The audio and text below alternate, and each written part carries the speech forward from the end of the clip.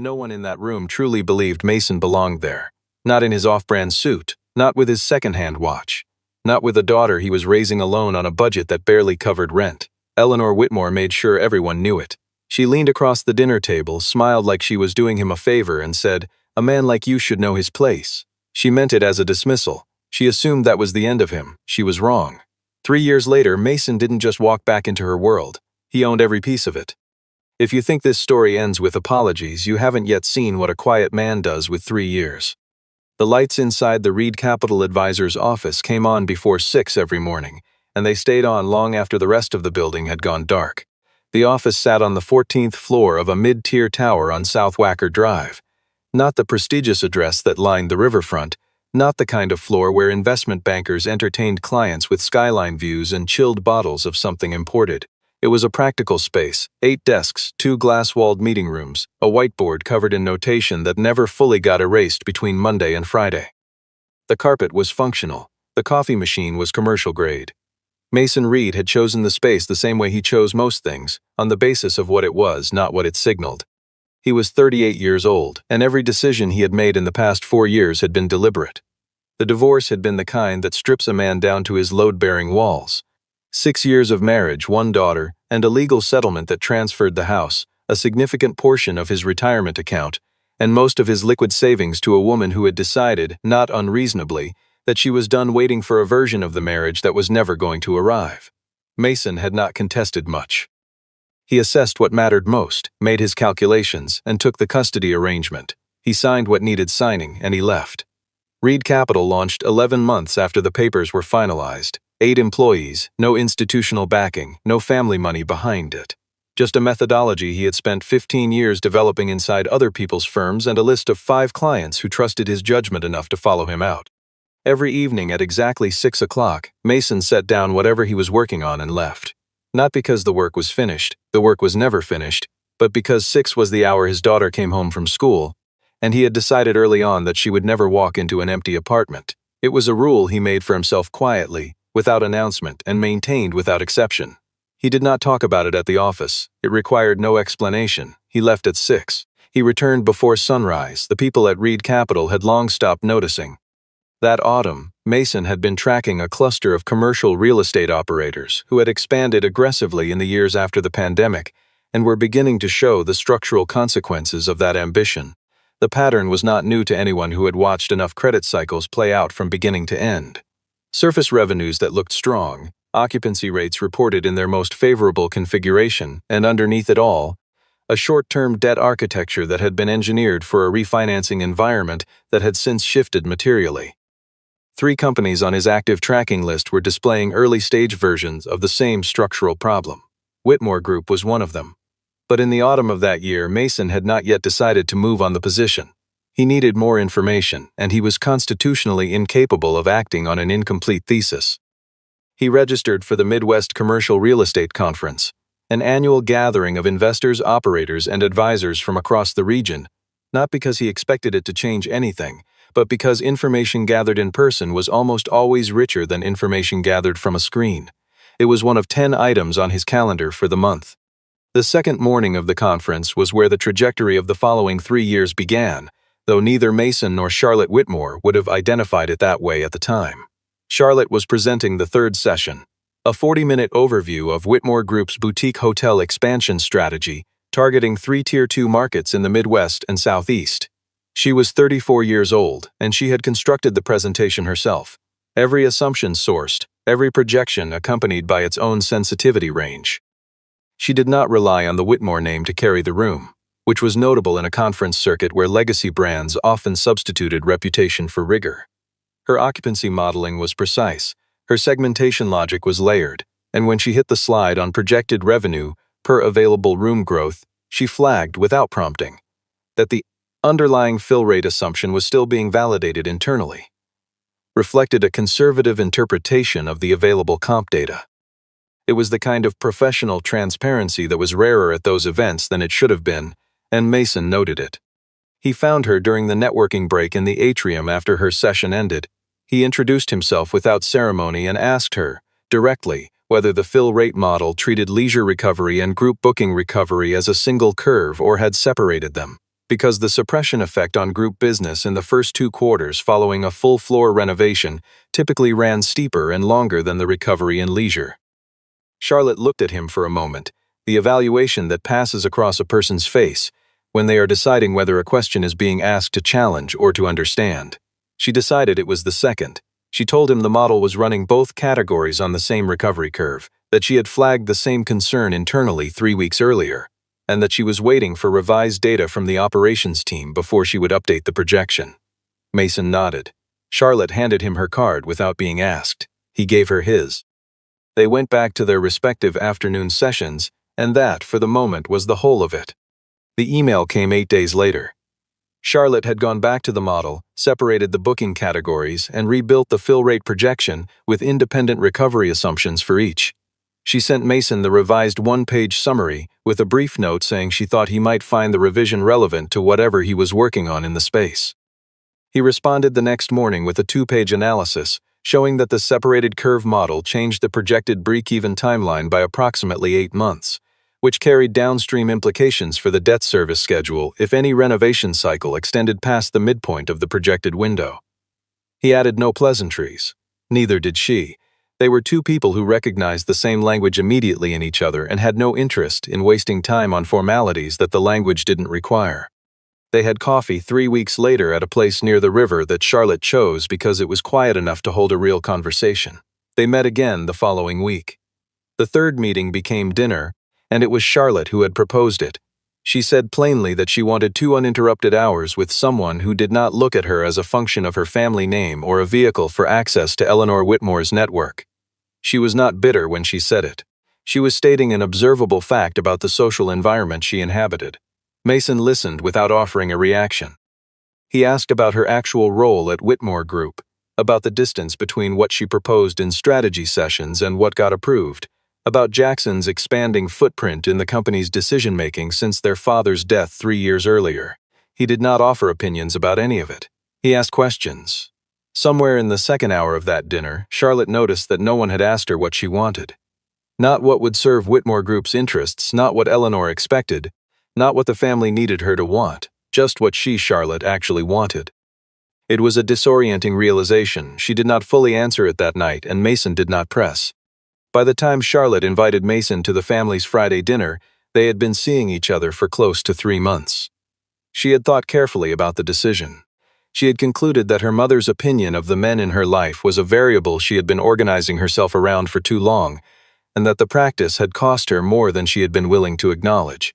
She told Mason it was a routine family gathering, informal, occasional external guests, nothing formal about it. She believed that when she said it, she was wrong about the third word.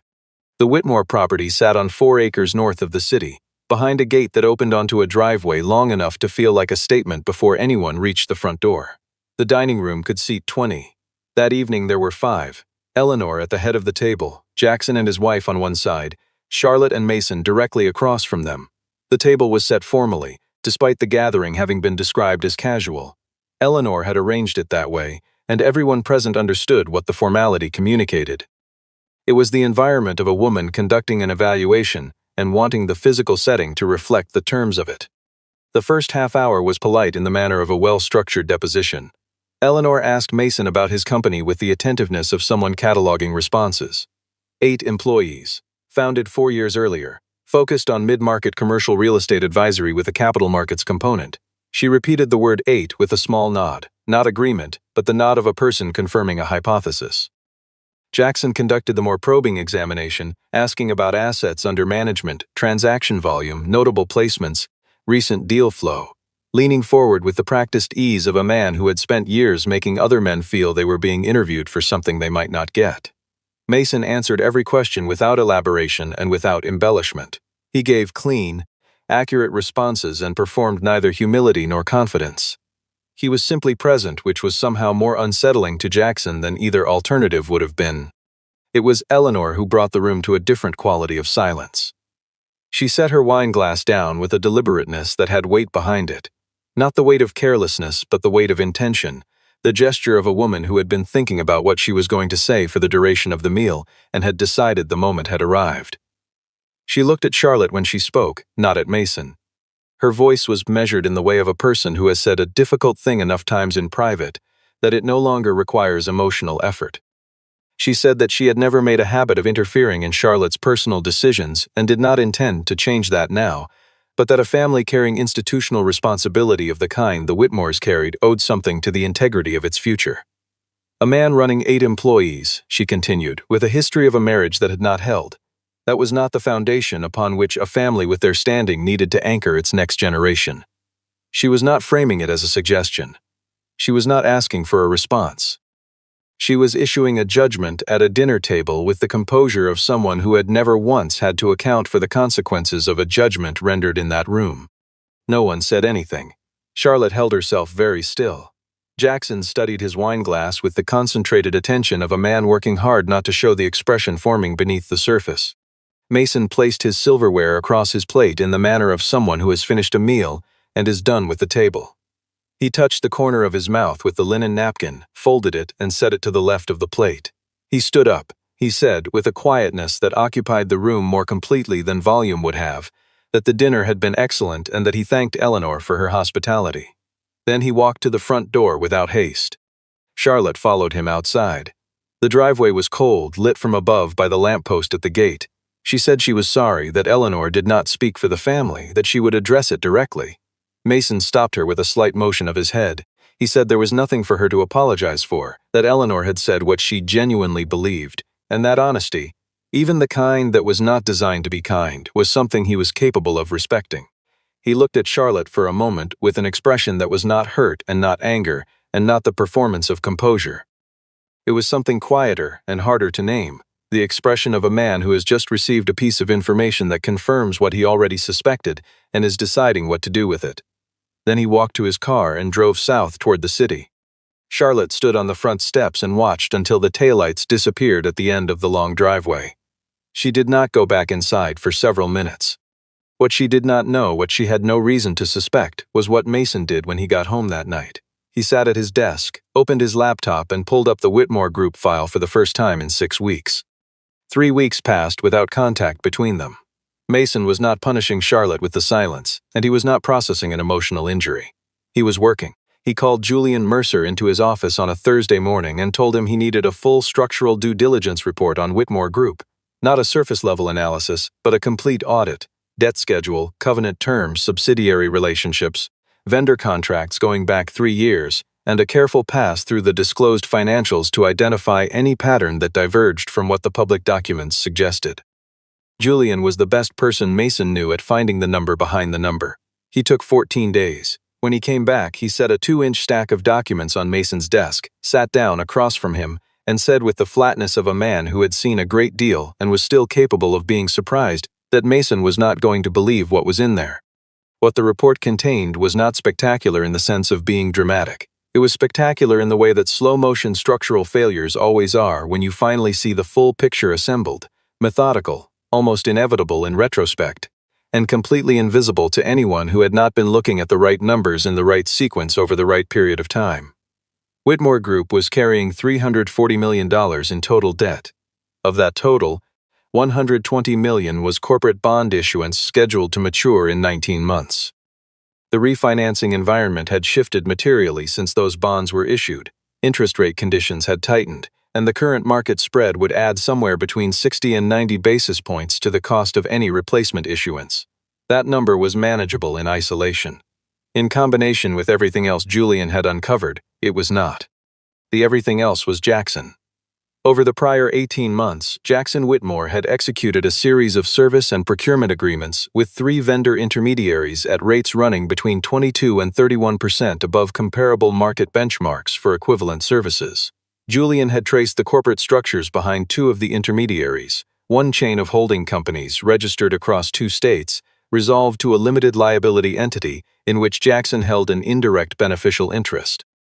The documentation did not constitute a formal legal finding, but the structure was explicit, and the inference did not require imagination. Beyond that, the headline occupancy figures being reported publicly for 2 of the flagship hotel properties were calculated by including rooms sold under deep discount bundled corporate arrangements that inflated the fill rate number without reflecting actual revenue yield.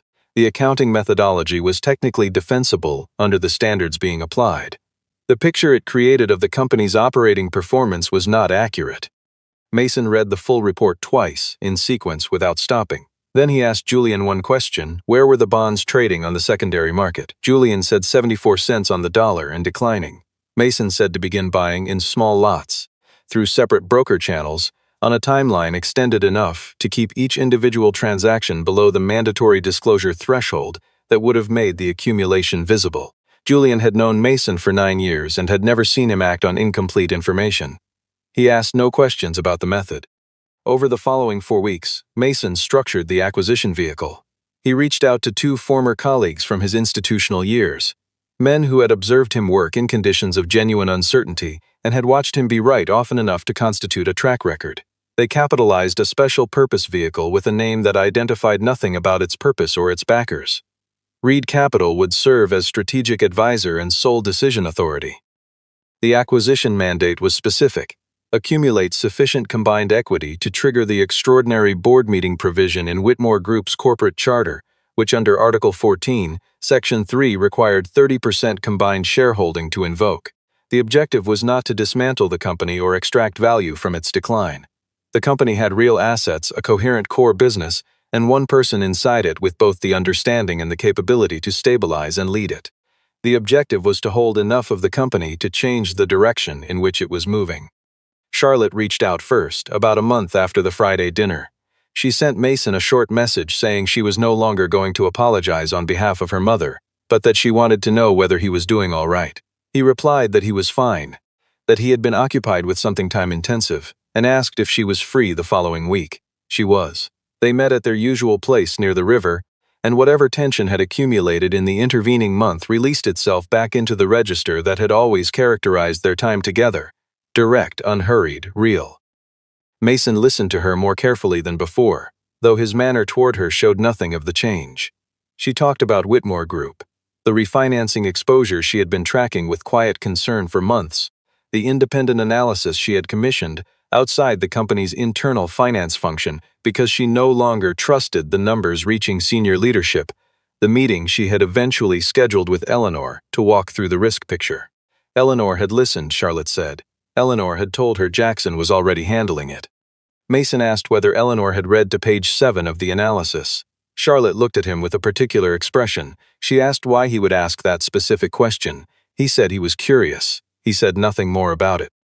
But he knew that page 7 of any serious interest rate sensitivity model was where the tail scenarios lived.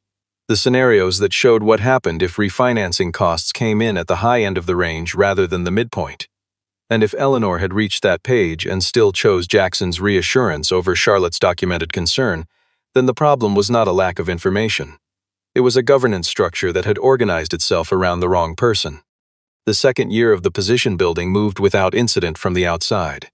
The special purpose vehicle accumulated its stake in measured increments, taking advantage of the gradual softening in Whitmore Group's bond prices as market sentiment slowly absorbed the signals that Mason had identified months earlier. By late summer, the combined holding stood at 28.4%. Julian was watching 2 parallel indicators: the point at which the company's refinancing options would narrow into a visible and undeniable crisis, and the point at which a specific catalyst event would move the secondary market decisively and create the conditions for the final purchases. He told Mason they were positioned. They were waiting for something that was going to happen regardless of anything they did.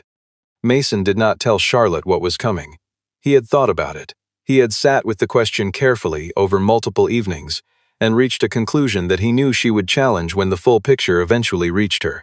He was not protecting himself. He was protecting the sequence. If she knew the position before it was resolved, she would be placed in an impossible situation, asked to carry a conflict between her family and her trust in him before there was anything concrete enough to give that trust a foundation to stand on.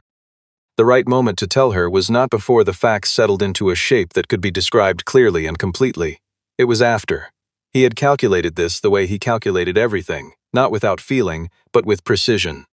On a Sunday morning in early October, they sat at their usual table near the window, and Charlotte asked him, casually, whether he had something significant in the works. He had seemed more focused than usual lately, Present, but somewhere slightly ahead of the present moment, he told her something was approaching its final phase. She nodded and left it there. She had understood by then that Mason spoke when he was ready, and that asking before that point arrived produced nothing useful. Outside, the river moved flat and gray under a low sky.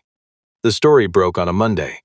Whitmore Group's loss of the Meridian Retail Partners anchor lease at their flagship Loop property, a 15-year contract representing a significant portion of the building's revenue base, was not announced by the company. It was discovered by a reporter who found a lease modification filing at the county recorder's office and made 3 phone calls to confirm what it meant. The story published that afternoon. By the following morning, Whitmore Group shares had dropped 18%. By Thursday, they were down 26% from the prior week's close. 3 independent credit rating firms lowered their outlook within 48 hours of each other. The bond market began pricing in a near-term refinancing stress event.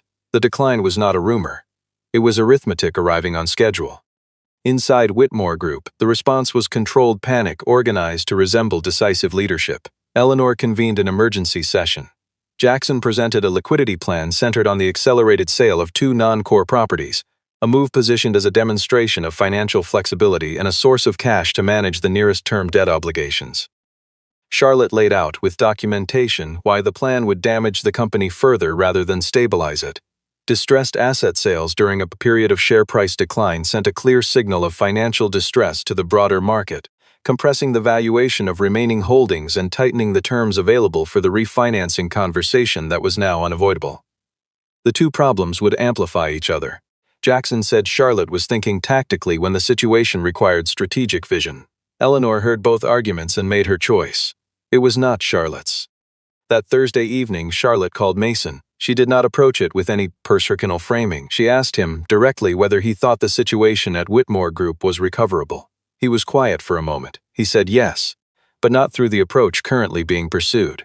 She asked what approach would work. He said the company needed genuine outside equity, not a structured loan, not a revolving facility, but a real capital injection from a party holding sufficient ownership to influence strategic decisions at the governance level.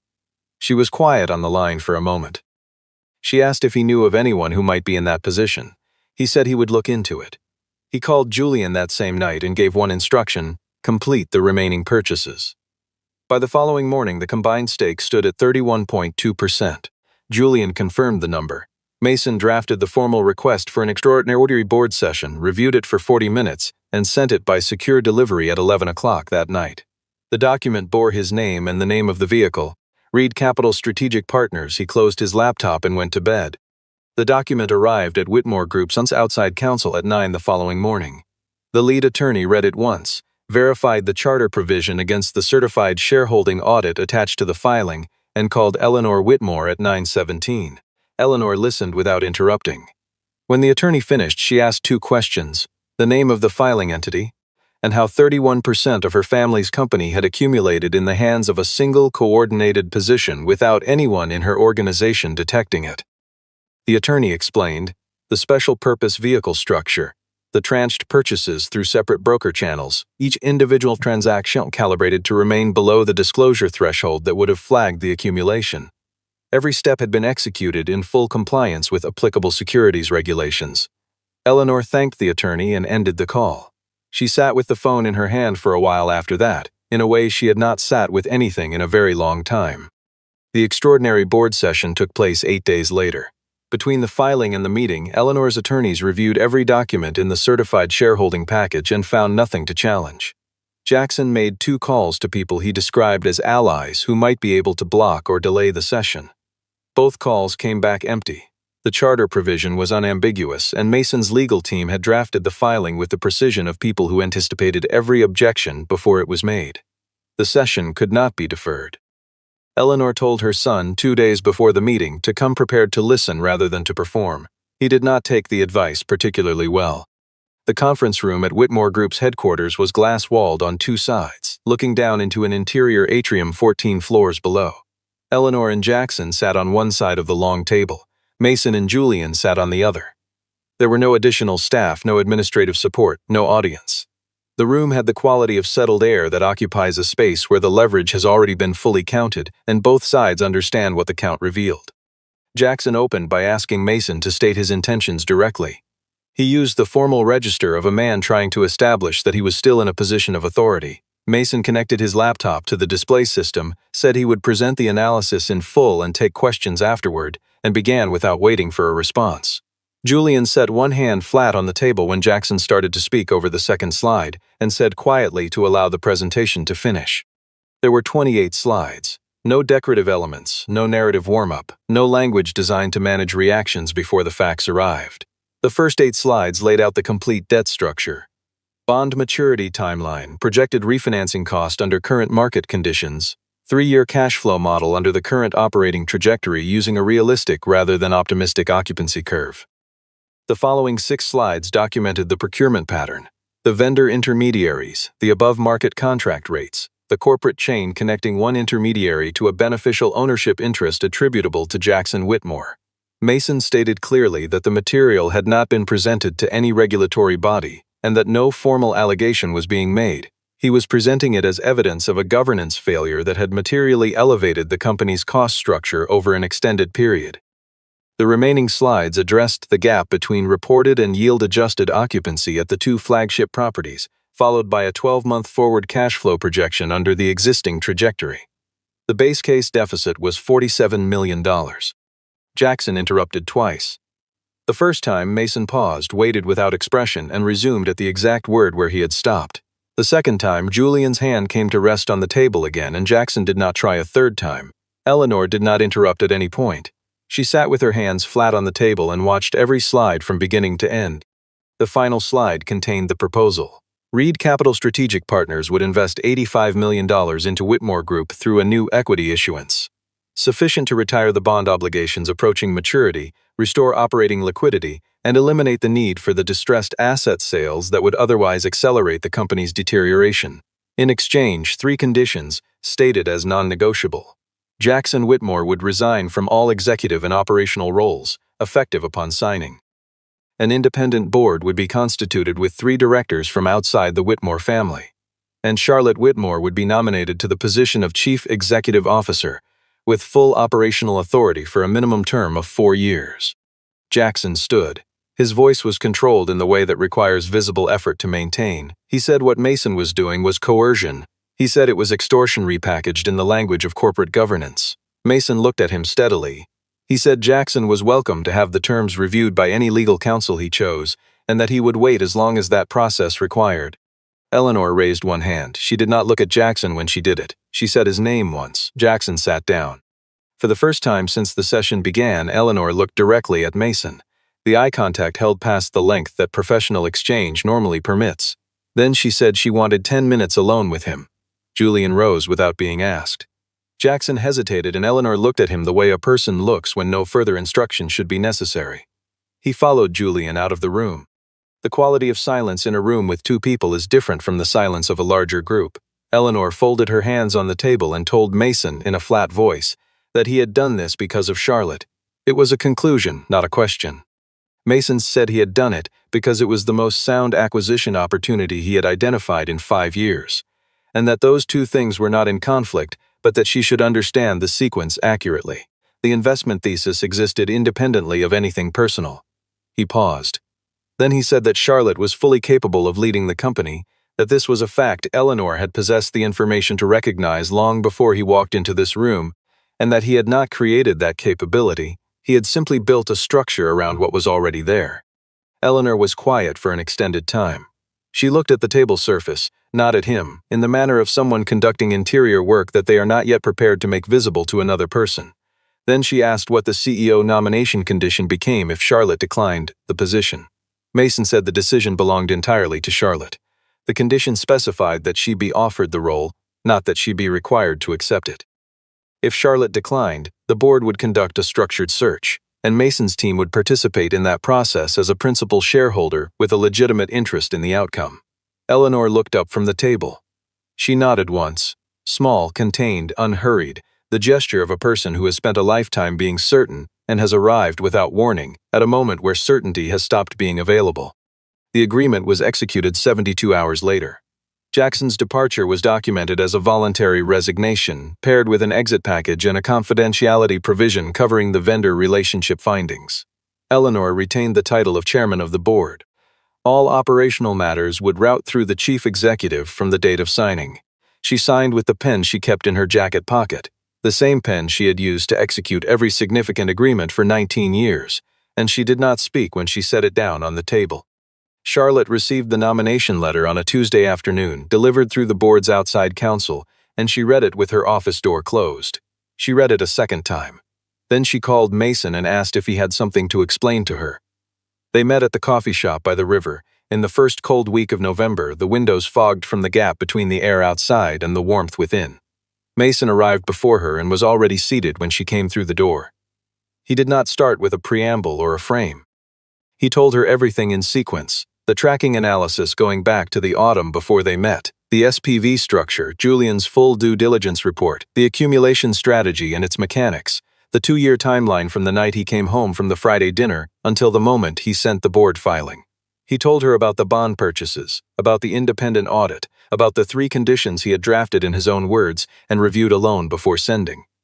He did not minimize his role or soften his language around any of it.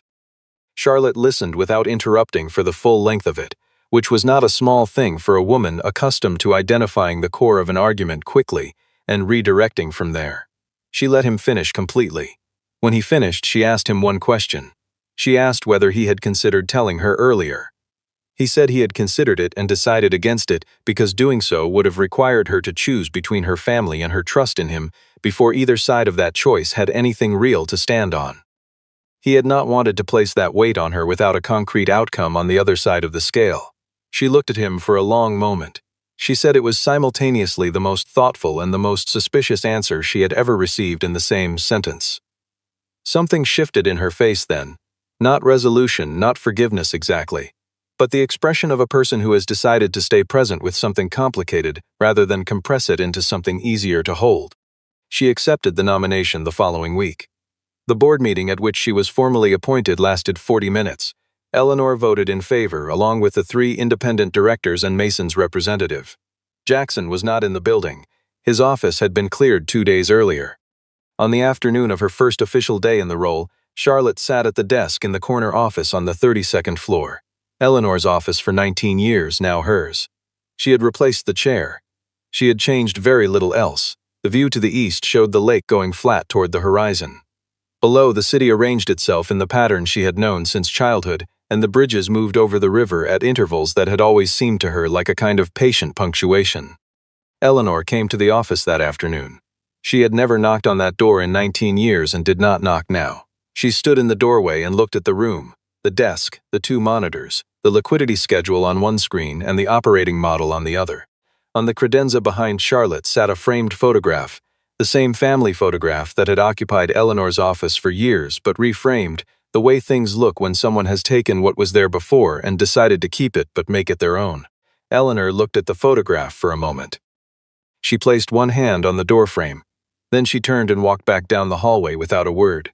Charlotte watched her go. She did not call after her. That evening, Mason sent Charlotte a short message. "Congratulations on your first official day." Charlotte typed a reply, deleted it, rewrote it, and sent it. It said, "Thank you, busy week, coffee next week?" He wrote back 2 words, already planned. What Eleanor Whitmore had believed when she set her wine glass down at that dinner table and issued her judgment about a man in a practical suit with 8 employees and a marriage behind him was that she was closing something. She had closed things before: doors, conversations, the access of people who did not belong in her orbit, and the world had continued exactly as it was supposed to. She had built something that lasted across decades, and she had built it by knowing the difference between people who were worth her time and people who were not. What she had not accounted for, what she had never needed to account for until that particular evening, was the possibility that the man she had dismissed had already been in the room longer than she knew.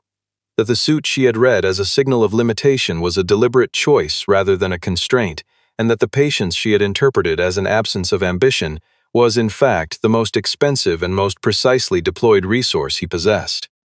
Eleanor Whitmore had evaluated Mason Reed once, in a single evening, over a meal she had arranged to make a point, and decided she knew everything the situation required her to know.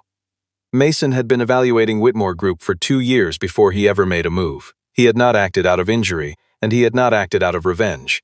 He had acted because the numbers told him to, because the timing was right. and because a woman at a dinner table had made the mistake of confusing quietness with weakness and calling it due diligence. The difference between those two approaches, the single evening and the 2 years, was the whole story. And it was Eleanor's to sit with for a long time after the ink on the agreement had dried and the building belonged, in every way that mattered, to someone else.